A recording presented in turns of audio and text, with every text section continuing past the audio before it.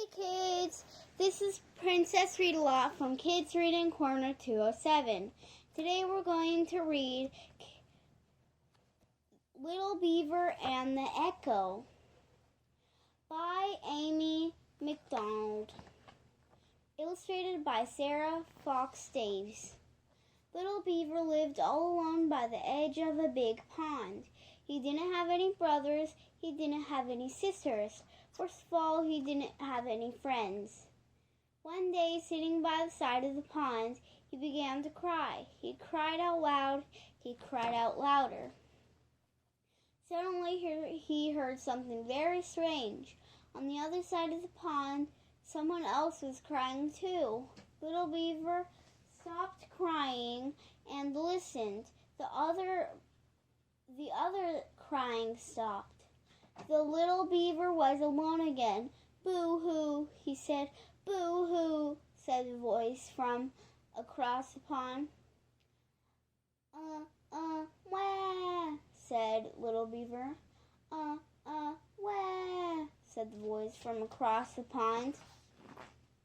Little Beaver stopped crying. "Hello," he said. "Hello," said the voice from across the pond. "Why are you crying?" said Little Beaver. "Why are you crying?" said the voice across the pond. Little Beaver thought for a moment. "I'm lonely," he said. "I need a friend." "I'm lonely," said the voice across from the pond. "I need a friend." Little Beaver couldn't believe it. On the other side of the pond, lived somebody who was sad and needed a friend. He got right in his boat and set off to find him. It was a big pond. He waddled and paddled. Then he saw a young duck swimming in circles all by himself. "I'm looking for someone who needs a friend," said Little Beaver. "Was it you who was crying?"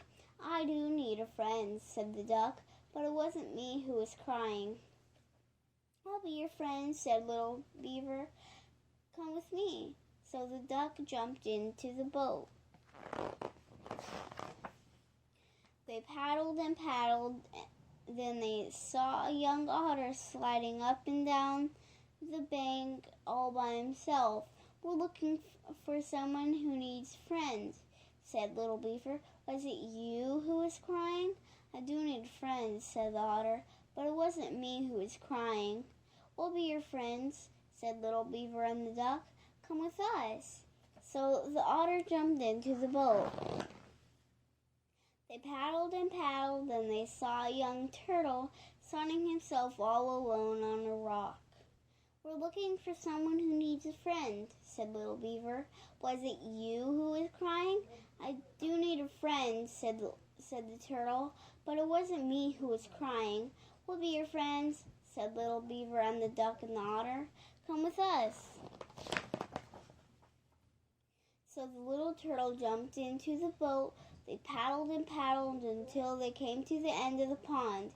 Here lived a wise old beaver in a mud house all alone.